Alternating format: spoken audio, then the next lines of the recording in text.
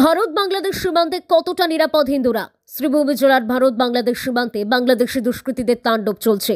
ভারতীয় নাগরিকদের বাংলাদেশি দুষ্কৃতীদের বিরুদ্ধে হুমকি দেওয়ার অভিযোগ। একই রাতে ৩ জনের বাড়ি থেকে ৮টি গরু চুরি করা হয়েছে। স্থানীয়দের তৎপরতায় চুরি করে নিয়ে যাওয়া গরু উদ্ধার করা সম্ভব হয়।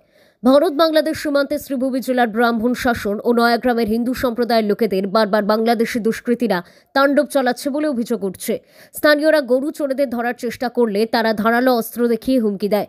সীমান্তে নিরাপত্তা বাহিনী থাকা সত্ত্বেও কিভাবে বিদেশি দুষ্কৃতীরা প্রবেশ করছে এমন প্রশ্ন তুলছেন স্থানীয়রা।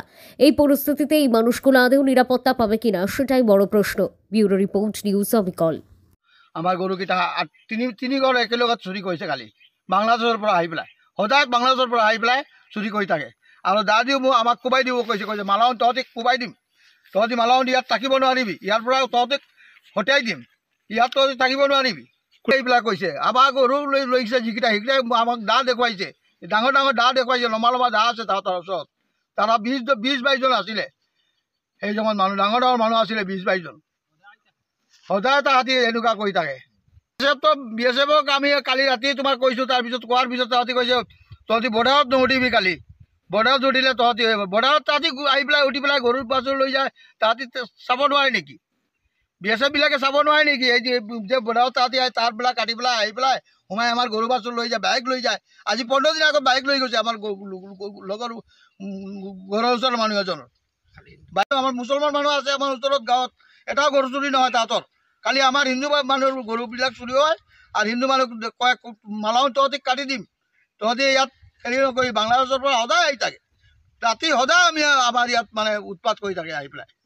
এদিকে লইয়া গেলে এদিকে তো আর কোনো গ্রাম নাই, এদিকে লইয়া গেলে ওই বাংলাদেশে লইয়া যায়, ওই তার বেড়া কাটিয়ে লইয়া যায়।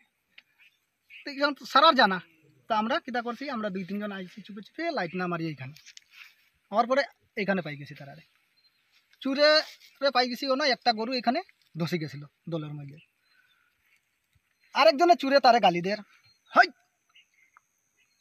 মানে খারাপ ভাষায় গালি দিতে কোয়া জানা নিউজের মাধ্যমে খুব অশ্লীল ভাষায় গালি দিছে। গালি দেওয়ার পরে আমি আমার লগে আসিল নারায়ণ, আরেকজন আসিল অধীর, এরারে কইছি তুমি তেন হাল্লা করিও না। এরপরে আমরা থাকি আমরা বিজয় হে টস মারছে। মারার পরে তো তারা আমরা বহুত অশ্লীল ভাষায় গালি দিছে। গালি দেওয়ার পরে আমরা কইছি যে ঈদকে তখন আমরা যদি আগুয়াই তো আমরা তো ছেদ মারিয়া তারা যাইব। পরে আমরা কইছি না সবেরে আমরা জড়িত করবো, আমরা একটু হাল্লা চিৎকার করিয়া গরু আগুয়ারে কইয়া একটু সবরে জড়িত করছি। এখানে তারা যে সময় আমরা সবে জড়িত হয়েছি, আমরা গ্রামবাসী সবে যখন আইছে তখন তারা চুর পাকছে দৌড়াইয়া এই জঙ্গলের ওদিকে ভাই। এরা তো প্রায় সময় তার কাটা আমরা যে সময় গরু বাগান থেকে চুরি হয়, বস্তি থেকে চুরি হয়, লাঠিঘাট থেকে চুরি, আমরা এলাকা থেকে যে সময় চুরি হয় কই যায় গরু সব বাংলাদেশেই যায়। তারা তো বাংলাদেশ থেকে এই তো কই থেকে